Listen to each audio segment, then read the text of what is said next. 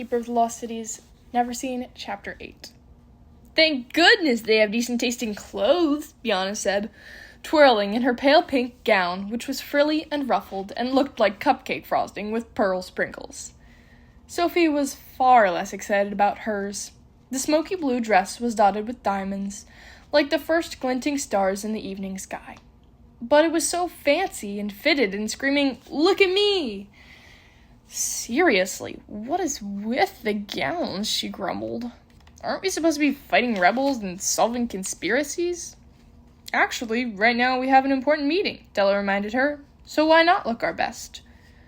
"But why do we have to look like pretty princesses when the boys get to wear pants and tunics?" Della laughed. "Sometimes I forget how much your human upbringing has altered your worldview. Our society has not been plagued by the inequalities you've grown up with. No one views gowns as a lesser sign of our gender's status. We don't have a lesser status. So if you truly hate wearing dresses, you can choose to wear anything you'd like."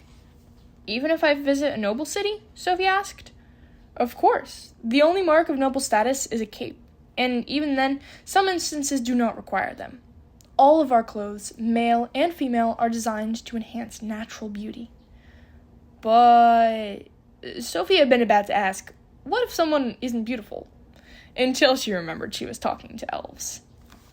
"Okay, but isn't parading around like this," she ran her hands over her jewel-encrusted bodice, "sort of shallow?" "Surely you know we value knowledge and talent above everything else," Della said. "Beauty is simply a bonus, to make life more pleasing to the eye, and that applies to everything in our world, not just our physical appearance." She waved her arms around the bright room, which was different from what Sophie had been imagining. There were no jewels or crystals like the elves usually built in. Instead, everything was earthy and natural. Fall-colored leaves had been woven into the brightly patterned rugs, which felt softer than dandelion fluff, but still made the great crunching sound when they walked.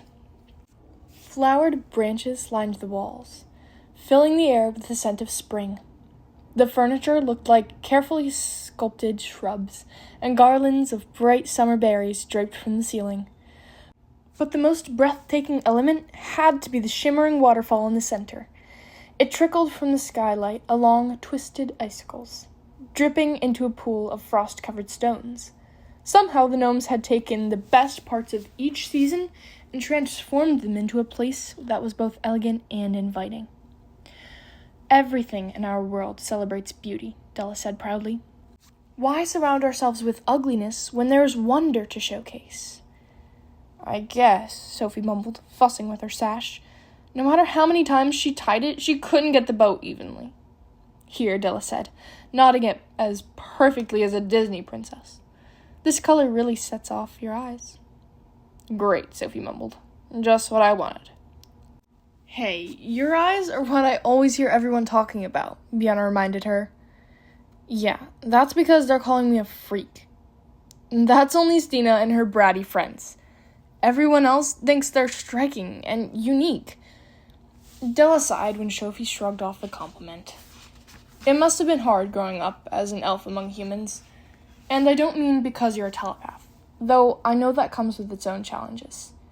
Jealousy is such a powerful force in our lives, and you have so many gifts." "How do you know so much about humans?" Sophie asked. "That is a story for another time.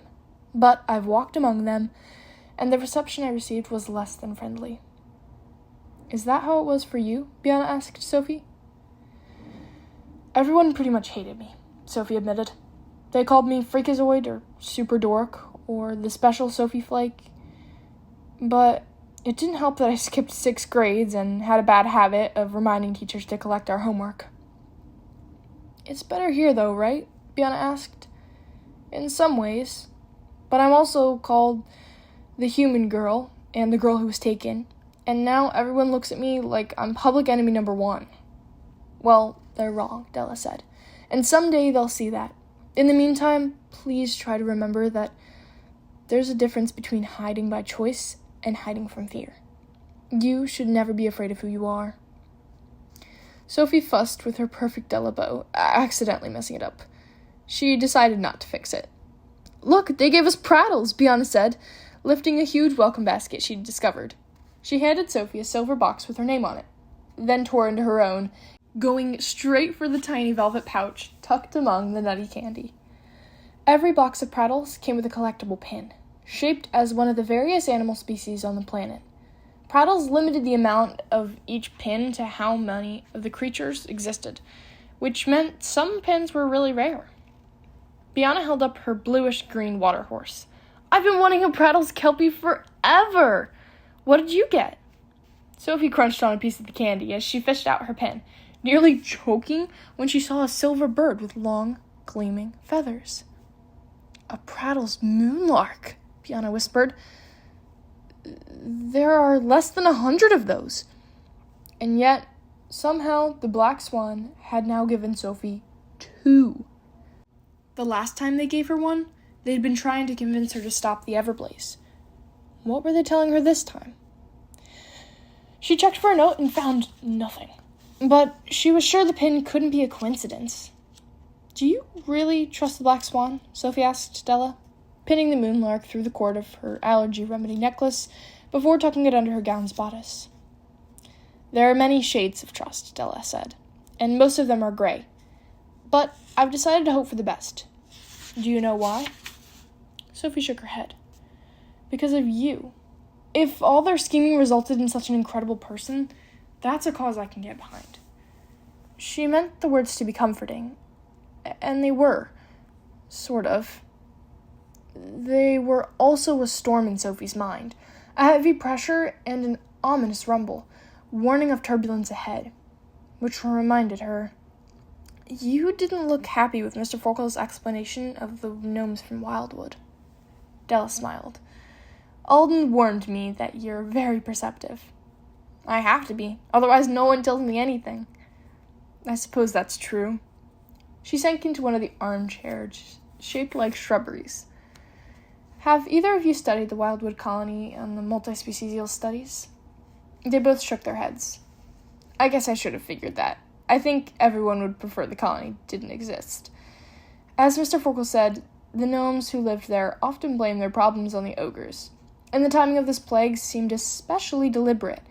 If the gnomes grew sick a few weeks ago, that would mean it started right around the time Sophie tried to read Kingdom to her mind.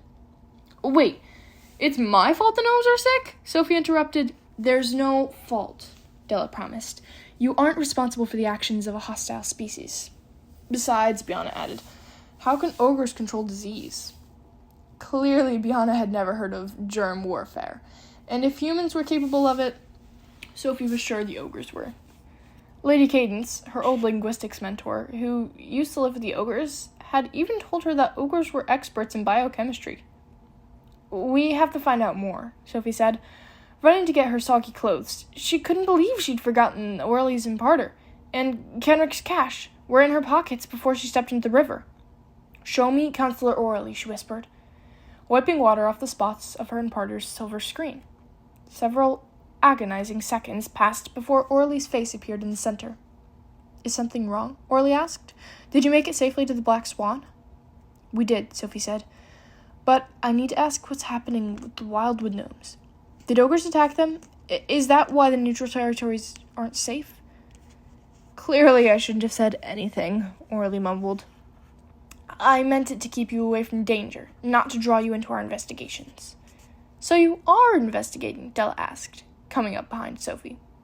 Miss Vacker, Orly said. I suppose I should have figured you'd be there. Alden's explanation for your absence felt rather thin. Is the infection at Wildwood connected to me trying to read King Dimitar's mind? Sophie asked, trying to get back to the question that was making it hard to breathe. Orly let out a sigh. The situation with the gnomes is far more complicated than you or anyone realizes. No single act is the cause for anything, and I cannot tell you any more than that. But there's a chance the ogres aren't even involved. So far, the only tracks we found at Wildwoods, besides gnome footprints, were made by elves. Does that mean the Neverseen's behind it? Bianca asked. We do not know, Orly said, but it's possible. The idea was too horrible for words. This could crush Keith, Sophie whispered.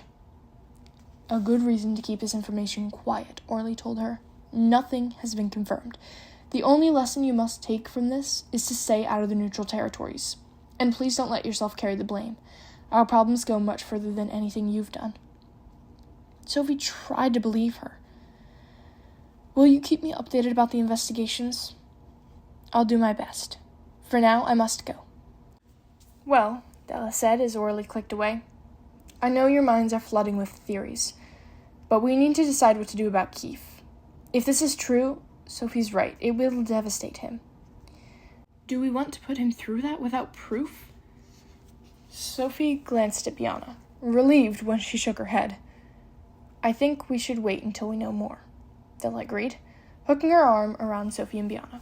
For now, let's go meet the Black Swans Collective.